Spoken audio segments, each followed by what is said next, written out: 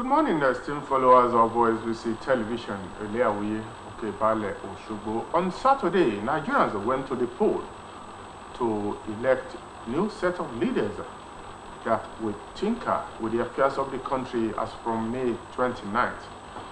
The Presidential and National Assembly election were conducted simultaneously on Saturday, and the Independent National Electoral Commission is collating and announcing the result in bits.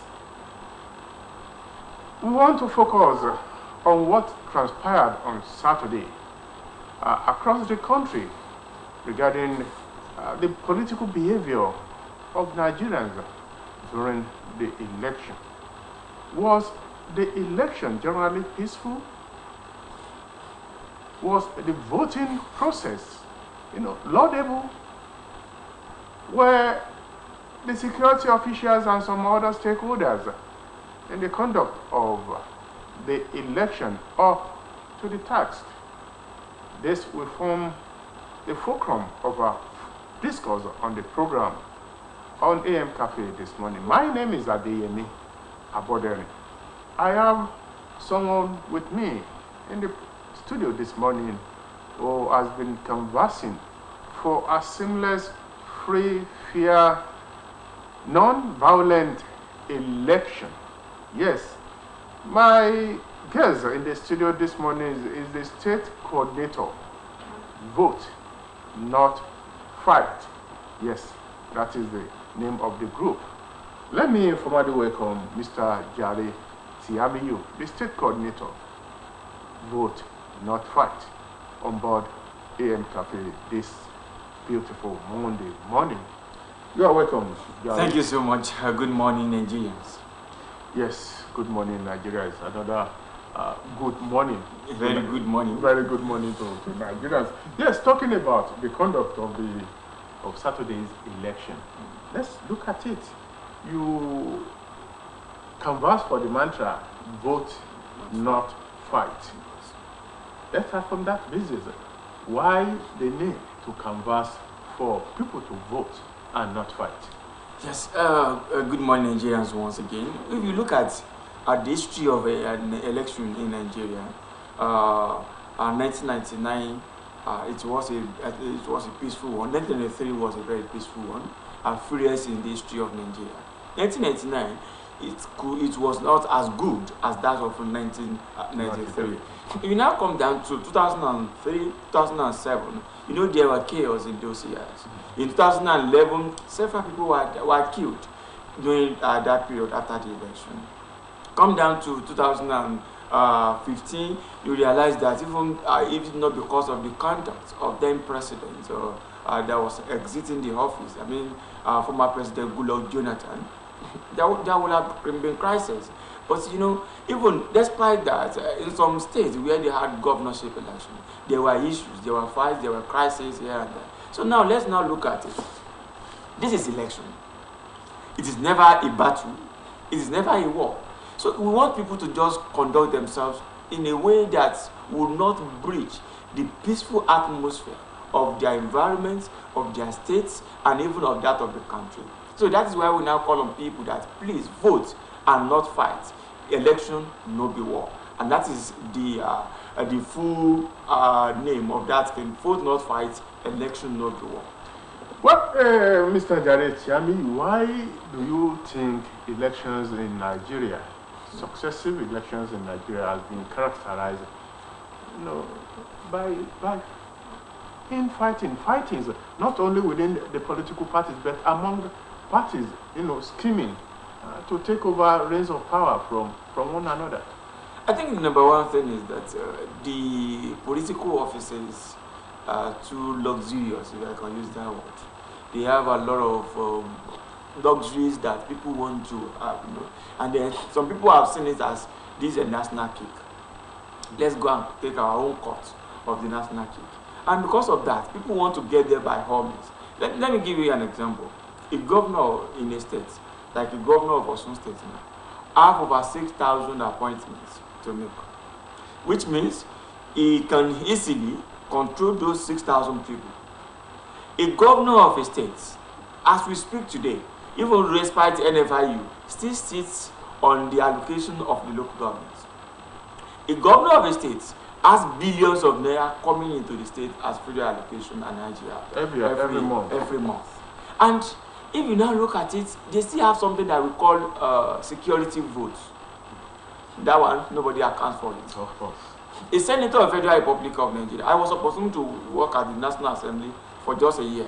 A senator of Federal Republic of Nigeria, apart from the basic salary, has a sitting allowance. At every committee, after every committee sitting, you know, we elected them to go and sit, right? After every committee sitting, they have something that they call the committee allowance. That is in millions. After that, they have newspaper allowance. They have household allowances, domestic staff allowances. They have furniture allowances. They have wardrobe allowance.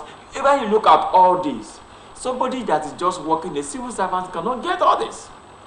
What a senator will earn in a year, a civil servant cannot earn it in 35 years. And that is the reality. A senator or a rep member sits on a constituency allowance of over 200 million naira every year. He gives contracts. It decides who he appoints. It decides who he relates with. And these are the issues. So when you look at all these kind of things that are attached to offices, you will realize that whether we like it or not, Nigerians will fight. I mean politicians, they will fight because of these offices. From your analysis, Gary, it seems the system we operate, the political system we operate in the country, gives rooms for all these. Winner takes all the system. Definitely. That is the political system that we operate. Look at we're looking at it now. If no matter how good somebody's agenda is, if he loses election, that agenda is in the dustbin of history.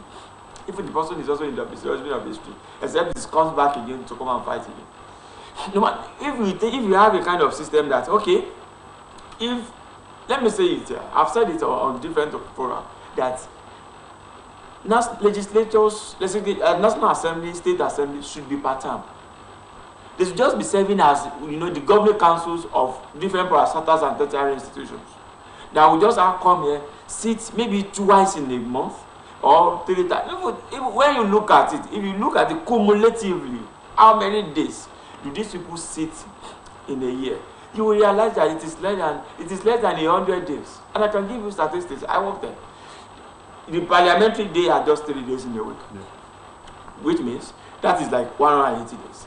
They will go on break from the beginning of July till end of September. For almost 3 months, they will be on break.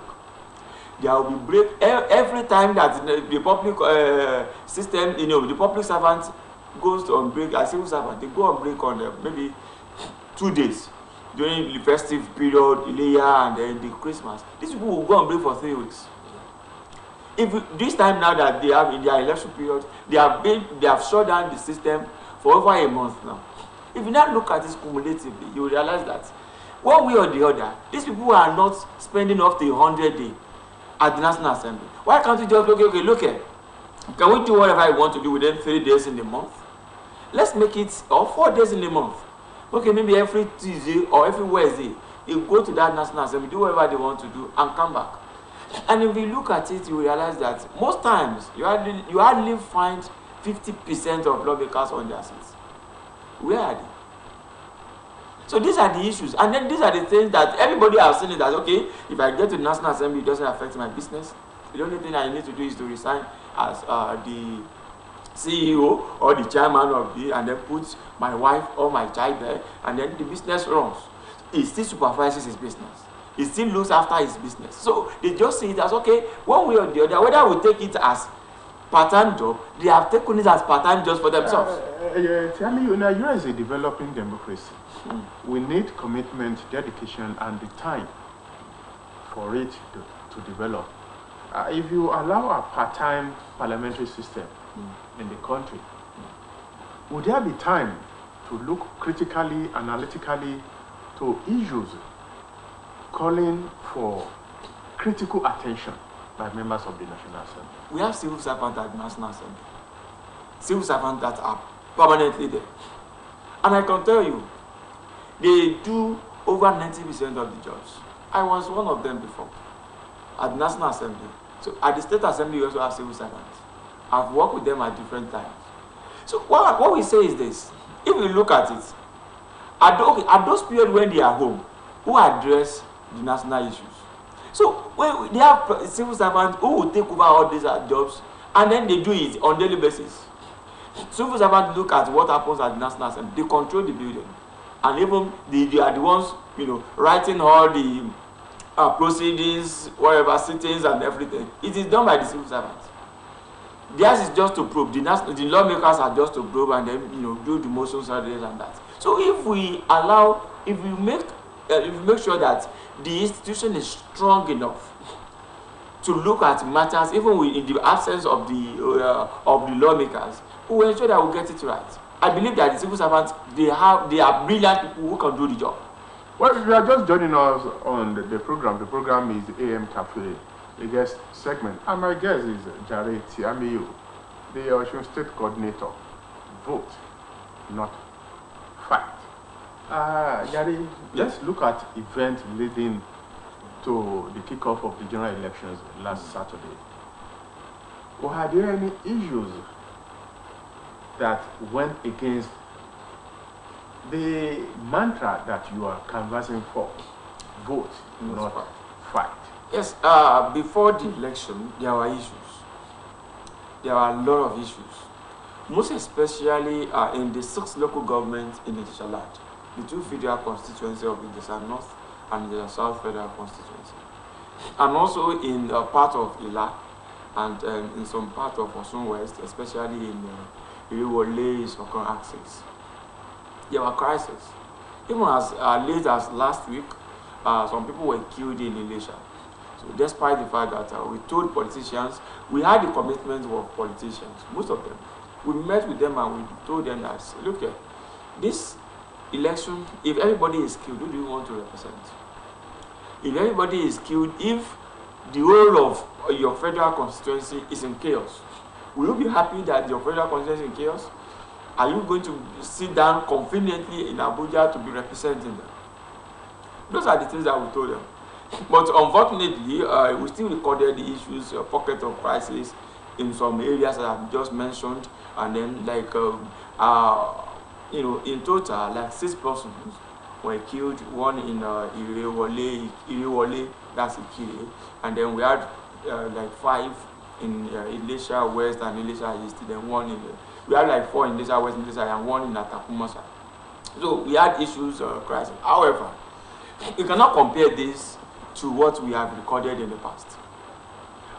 In the past, Ede always be hotbed when it comes to electoral violence.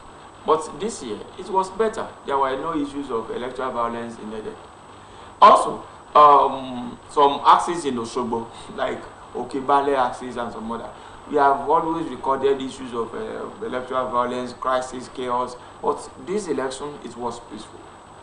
And those are the issues leading to the election. And then in some part of Orolu and Irekodun, there was also the issue of crisis here and there. It was also peaceful throughout the process of election. Even in Ikiro, Oduotin, those axes were peaceful throughout the period of election. So in total, we only need to intensify our efforts in those axes that I've mentioned, especially the South and the North federal constituencies. Those areas we need to do more, and the politicians in those areas need to be called to order.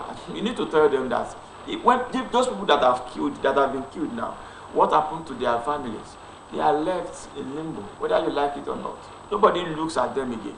Nobody takes care of whatever happens to their family again. So these are the issues that we have to talk. We have to tell our people, we have to tell the market women, and then these are the things that we have been doing. We moved around the states, virtually all the 30 local governments of Osun.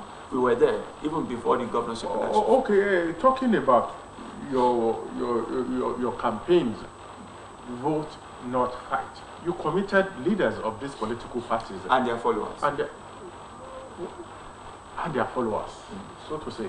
But who are to be blamed for the pocket of violence you said were recorded pre-election? the political leaders. How? Yes.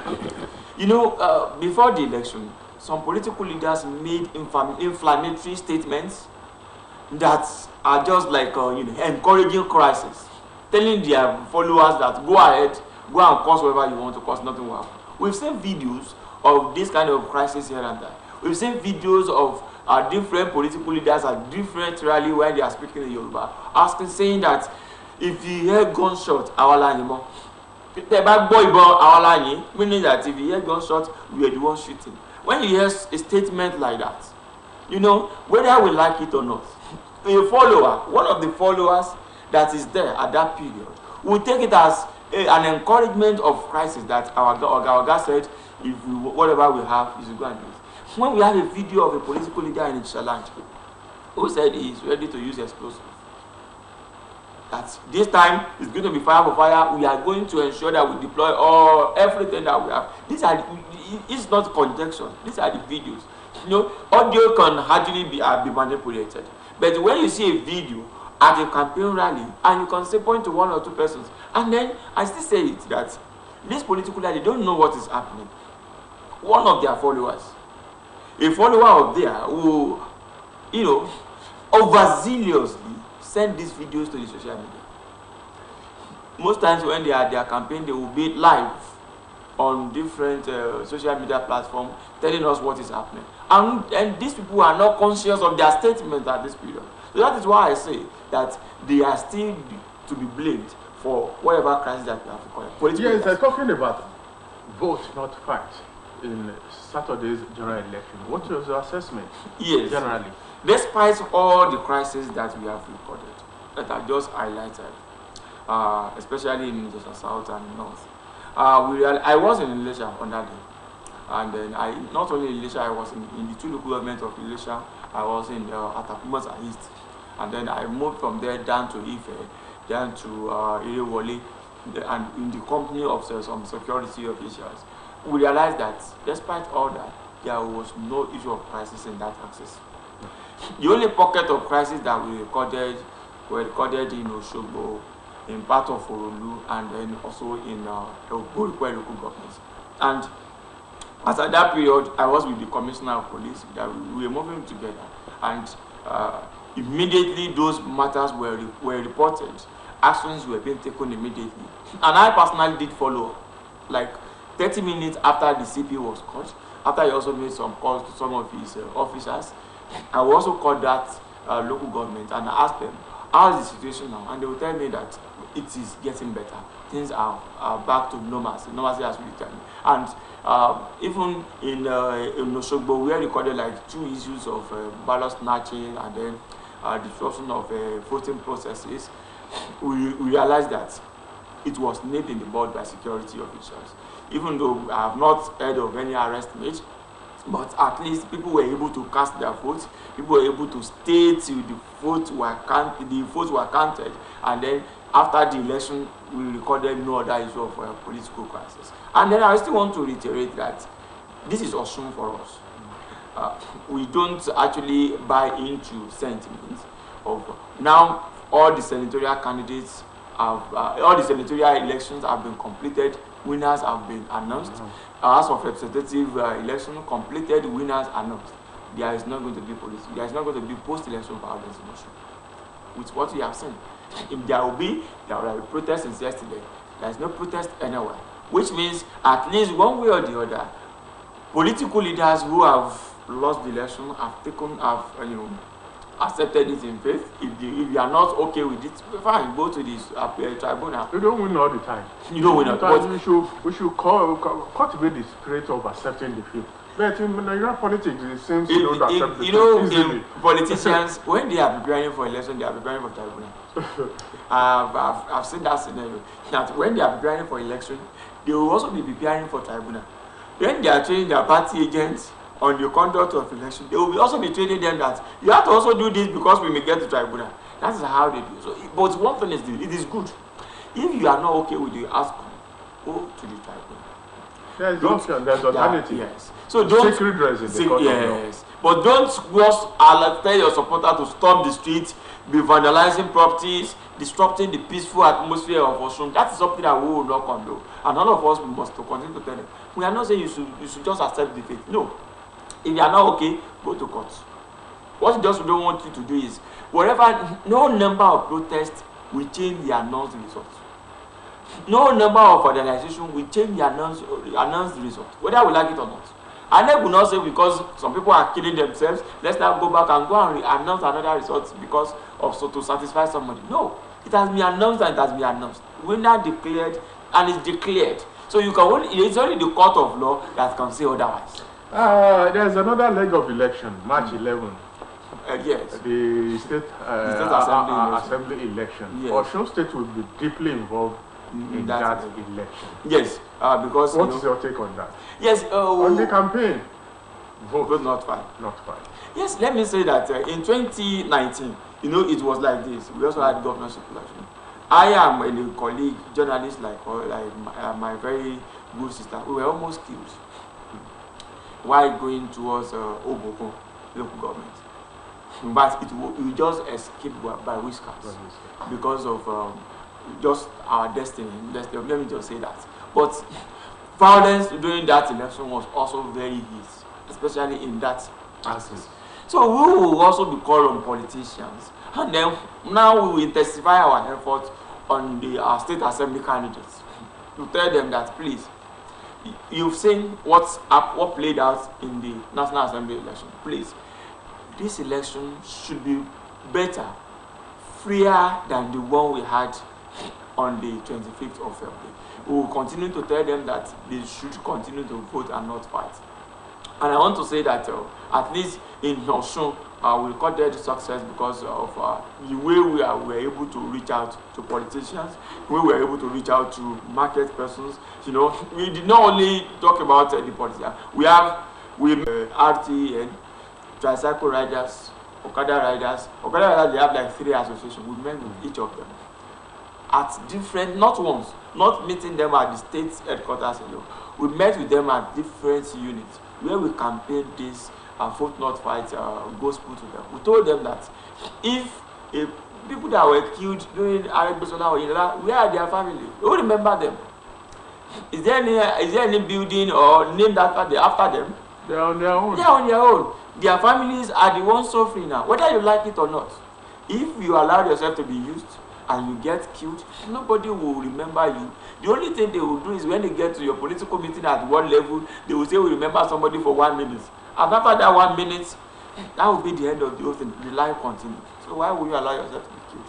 On the final note, Jared, if you look at violence that accompanied the successive elections in Nigeria, don't you think it is time to look at the electoral system, the electoral process in Nigeria in such a way that it will minimize violence pre, during, and after the election? For instance, now diaspora voting, electronic voting, where you can vote from home without necessarily moving to the polling stations, and thus we ease concentration on the polling units. Yes, we also discussed that matter yesterday with a colleague. That okay.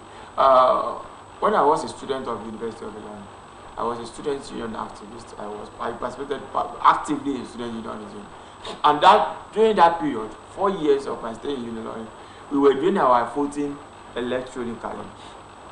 I may be in Osun and cast my vote in Ilorin. What they will just do is to create that link of my portal, log on to my website or my portal, university portal, then cast my vote and log out, and that will be the end of the whole thing. Can we do it in Nigeria? Yes, we can. But have we developed to that level? No. We need to start, at least, even if we do that, it will also increase the voter participation. Let me say this: journalists will have opportunity of voting.